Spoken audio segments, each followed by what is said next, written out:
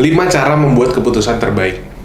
Ya, mungkin ini cuma clickbait doang karena sebenarnya nggak ada cara-cara untuk membuat keputusan terbaik.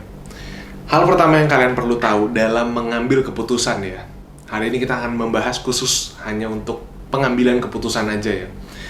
Itu nggak ada namanya keputusan terbaik, keputusan yang tepat ya. Adanya cuman keputusan yang baik dan keputusan yang tidak baik. Nah, bedanya apa? Keputusan terbaik atau keputusan tepat itu dinilai dari hasil akhir apa yang terjadi setelah kita mengambil keputusan tersebut ya. Sedangkan ketika kita mengambil suatu keputusan, it is impossible atau tidak mungkin buat kita untuk mengetahui what's the outcome, apa hasil dari keputusan-keputusan tersebut ya. Jadi kita nggak bisa membandingkan antara dua opsi ya. Ketika kita mengambil keputusan kan berarti kita memilih ya antara dua opsi atau beberapa opsi yang berbeda. Misalkan contoh opsi A dan opsi B. Ketika kita memilih opsi A, kita tidak akan bisa mungkin merasakan hasil akhir atau outcome jika kita mengambil opsi B. Begitupun sebaliknya. Oleh karena itu kita nggak bisa akhirnya menimbang opsi mana yang sebetulnya lebih baik atau pilihan mana yang lebih tepat. Tapi yang bisa kita lakukan adalah menimbang ya opsi atau decision, keputusan yang baik dan keputusan yang buruk. Perbedaannya apa? Keputusan yang baik adalah keputusan yang diambil dengan kalkulasi, proper calculation. Atau kita udah menimbang-nimbang nih, kira-kira kalau kita ngambil keputusan ini, benefitnya apa dan disadvantage-nya apa. Jadi kekurangan dan kelebihannya itu apa aja.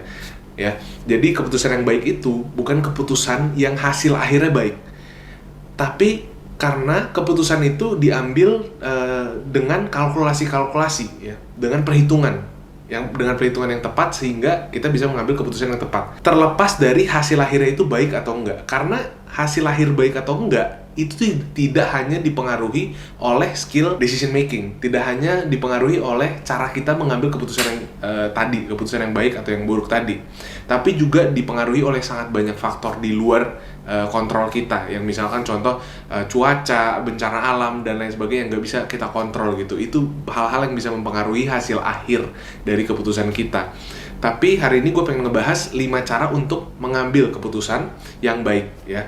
Jadi dengan proper calculation. Cara yang pertama yaitu adalah membuat list kelebihan dan kekurangan dari masing-masing opsi ya. Jadi kita misalkan punya opsi A, kita list kekurangan dan kelebihan dari opsi ini apa. Kalau misalkan kita decide ini kekurangan dan kelebihannya apa, dan kalau misalkan opsi B kekurangan dan kelebihannya apa, dan kalau misalkan ada opsi-opsi lain kita buat seterusnya ya.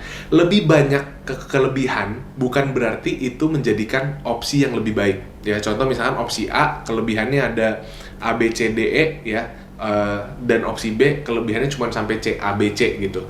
Tapi bukan berarti opsi A itu menjadikan opsi yang lebih baik ya.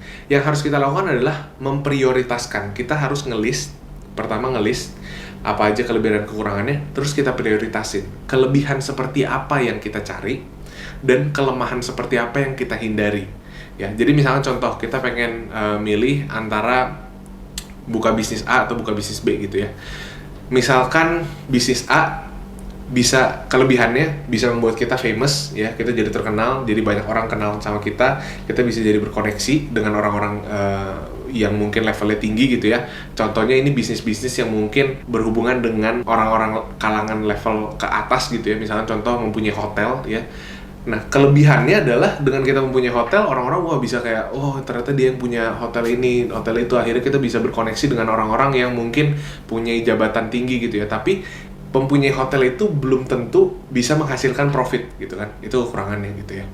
Nah, terus misalkan kita buka bisnis F&B, opsi B-nya buka bisnis F&B. Mungkin kita nggak akan terkenal tadi, nggak akan bisa berkoneksi dengan orang-orang gitu ya. Kelebihan-kelebihan yang tadi dipunyai dengan membuka bisnis hotel ini ya kan. Tapi di F&B kita bisa punya kelebihan, kita bisa take profit setiap bulan. Kita bisa mempunyai profit, kita bisa hidup dari profit yang kita hasilkan dari bisnis F&B tersebut. Ya, kalau misalkan kita memprioritaskan profit ya, karena setiap orang kan beda-beda. Ada yang prioritasnya mungkin udah terlalu banyak uangnya, jadi prioritasnya fame, prioritasnya koneksi dan segala macamnya, dia akan mengambil opsi A gitu. Nah, kita harus memprioritaskan apa value yang kita cari, apa benefit yang kita cari, dan apa kekurangan, disadvantages yang kita hindari Ya, dari situ baru kita bisa timbang nih, oh kayaknya gue lebih cocok sama opsi B karena gue di tahap dimana hidup gue nih gue mencari profit gitu. Oke, so opsi B lebih cocok buat gue. Yang kedua adalah don't overthink. Jangan terlalu berlebihan dipikirin, karena kita semua tahu apapun yang dipikirkan secara berlebihan, ini pasti kalian udah pernah ngerasain, kalian pasti udah punya pengalaman pribadi, apapun yang dipikirkan secara berlebihan itu tidak akan membuahkan hasil yang baik. Selain karena sisi emosionalnya ya, selain karena semakin kita memikirkan, kita akan semakin merekayasa, membuat dengan imajinasi kita, membuat skenario-skenario yang sebenarnya masih jauh banget atau bahkan nggak akan terjadi, tapi kita membuat skenario-skenario itu seakan-akan akan terjadi, sampai-sampai kita pikirin solusinya dari ini apa, solusinya dari itu apa. Nah, ketika kita overthink ya, kita jadi cenderung untuk delay, untuk menunda keputusan. Apa efek dari menunda keputusan? Yang pertama, kita jadi kelupaan. Apa sih alasan logis yang waktu itu gue pikirin gitu? Apa sih alasan yang waktu itu pengen gue buat gitu ya? Yang kedua adalah ketika kita menunda suatu keputusan dan sampai pada akhirnya ada tenggat waktunya nih keputusannya gitu ya. Hal pertama tadi yang kita bahas di nomor 1 tadi itu dilupakan. Kita lupa akan kelebihan dan kekurangan, kita lupa menimbang-nimbang, kita lupa memperhitungkan. Akhirnya kita ngambil rash decisions, kita ngambil keputusan yang cepat, kita ngambil keputusan yang asal. Yang ketiga adalah make it and commit to it. Ya, decisions, keputusan can only be good if you commit yourself to that decisions. Ya, jadi contoh misalkan kita udah buat suatu keputusan, tapi kita nggak komit dengan keputusan ini. Kita melakukannya setengah-setengah, setengah hati gitu ya, males-malesan, ogah-ogahan gitu.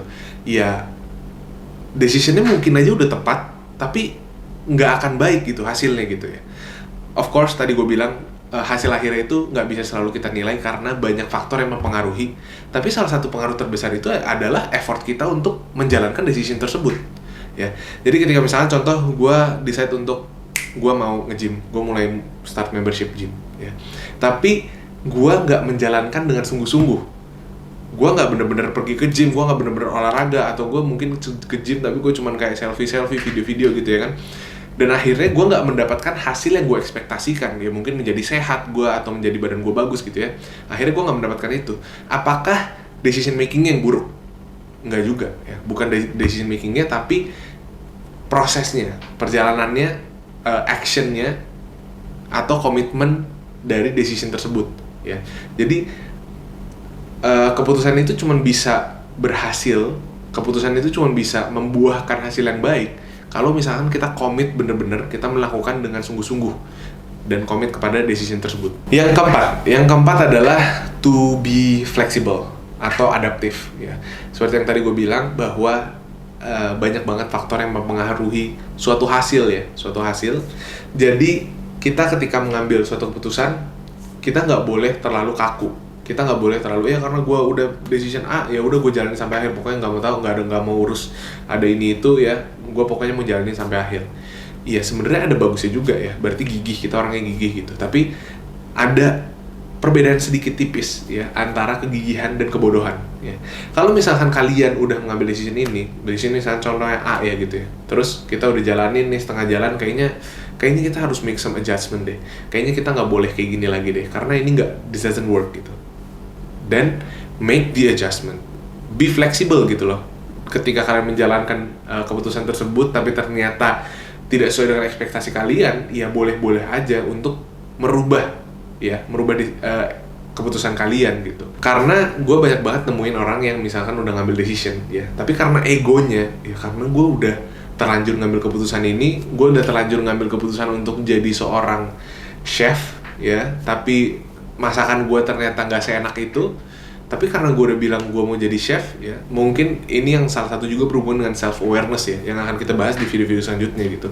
Nggak self aware gitu bahwa memang dirinya nggak capable untuk menjadi seorang chef yang handal gitu ya, karena setiap orang itu punya kelebihan dan kekurangan, dan itu semua orang udah tahu, semua orang itu unik gitu ya. Jadi nggak perlu memaksakan. Kalau memang misalkan kayak gue sangat nggak bisa yang namanya desain dan apa gitu ya. Gue nggak memaksakan diri gue karena gue tahu gue punya limitasi di hal tersebut. gitu. Dan gue nggak memaksakan diri gue untuk menjadi desainer yang sangat handal atau terkenal gitu loh. Gue lebih baik gue prefer untuk hire orang lain untuk melakukan kerjaan itu untuk gue gitu. Dan di setengah jalan kita sadar, tapi karena ego itu, karena gue kan udah sempet bilang ke orang-orang gue mau jadi chef, masa iya gue nggak lanjutin, nanti gue dikira setengah-setengah, nanti gue dikira nggak niat, nanti gue dikira bukan bekerja keras gitu ya. Tetap harus kerja keras dulu, harus coba dulu ya kan, harus butuh waktu untuk ngembangin hal itu. Tapi ya tadi ada garis tipis perbedaan antara kegigihan dan kebodohan. Di saat kita udah melihat ini udah bukan tadi keputusan yang baik untuk kita ambil ya, karena seiring berjalannya waktu kita nambah tuh kelebihan dan kekurangannya, kita akhirnya tahu oh ternyata kekurangannya ini ya, ternyata gue nggak bisa nih kayak gini ya, dan kita harus adjust, kita harus bisa fleksibel. So bonus tip dari nomor 4 ini adalah don't let your emotions control you. Ketika mengambil suatu keputusan, kita semua udah tahu, ini udah hal yang sangat diketahui oleh umum gitu ya, bahwa ketika mengambil keputusan itu nggak boleh dalam kondisi yang emosional gitu, karena ketika kita emosional kita jadi nggak logical, sedangkan rumus dalam mengambil keputusan yang baik itu adalah be logical, untuk menimbang, memperhitungkan gitu, harus ada logiknya gitu. Dan untuk yang nomor 5 yaitu adalah always have a backup plan ya, jadi semuanya berhubungan, semuanya berurutan ya. Always have a backup plan. Kalau misalkan kita udah take decision, ya jangan cuman berharap oh udah pasti berhasil kayak gitu ya, karena tadi faktornya banyak banget yang mempengaruhi hasilnya. Jadi kita harus selalu sedia backup plan. Kalau misalkan ini this doesn't work, then what do I have to do? Apa yang harus gua lakukan selanjutnya supaya kalian terlalu gampang kecewa, jatuh, dan akhirnya bingung mau ngapain gitu. Contohnya kalau misalkan kalian pengen bikin suatu acara, terus pengen ngundang suatu penyanyi yang kalian suka banget gitu ya. Oh pokoknya gue pengen banget penyanyi ini gitu ya. Nah, tapi seringkali kalau kita menaruh ekspektasi atau beban tanggung jawab ke orang lain ya, kekecewaan menjadi teman ya. Kita jadi sering kecewa ya kan, puitis banget. Nah, kita jadi sering kecewa, oleh karena itu jangan menaruh ekspektasi di orang lain gitu. Makanya always have a backup plan gitu. Kalau misalkan kalian pengen banget nih, pengen banget penyanyi ini ya, tapi kita nggak tahu nih penyanyi ini bisa nggak di tanggal yang kita buat acara ini gitu. Nah terus kita coba kontak, ternyata nggak bisa gitu. Kalau misalkan orang nggak punya backup plan, ya udah kecewa, aduh ya udahlah, nggak tahu lah, udah gagal lah acara gue kayak gini kan. Nah tapi kalau misalkan kita punya backup plan, ya either 2 nih misalkan plannya gitu ya kan. Yang pertama, pindahin tanggal acaranya, if it's possible, pindahin tanggal acaranya menyesuaikan dengan jadwal si penyanyi ini, supaya penyanyi ini bisa tampil di acara tersebut ya kan.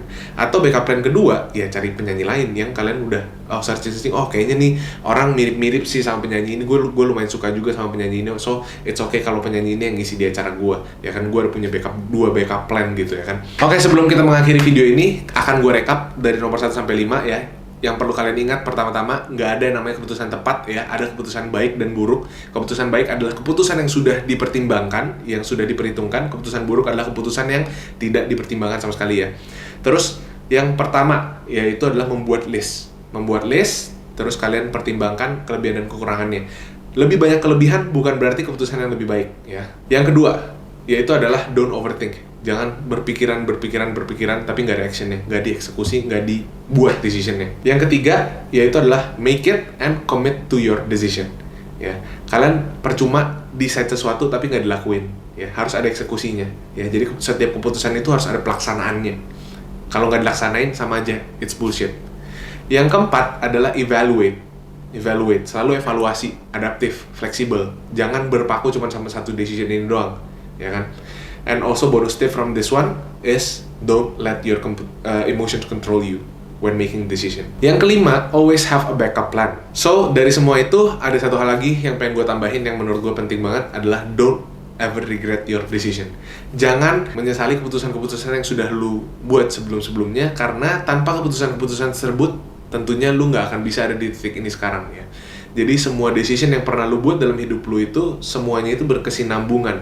One decision leads to another decision. Gue nggak akan bisa di sini kalau misalkan gue dulu nggak kuliah di Bandung. Gue nggak akan bisa kuliah di Bandung kalau gue dulu nggak SMA di Jakarta. Gue nggak akan pernah bisa SMA di Jakarta kalau gue nggak ini dan lain sebagainya. Ya semua itu berkesinambungan, itu semua ada alur ceritanya. Setiap decision yang lu ambil menuntun lu ke tempat dimana lu sekarang ini. So don't ever regret your decisions karena itu nggak akan mengubah apapun ya. Yang perlu kalian lakukan adalah evaluate dan make better decisions ke depannya. So that's it for my video today. If you feel like kalau kalian merasa video ini membantu kalian, berguna untuk kalian, don't forget to like, comment, and also share to your friends. And also don't forget to subscribe because it's free. Dan thank you guys for watching. See you in the next video.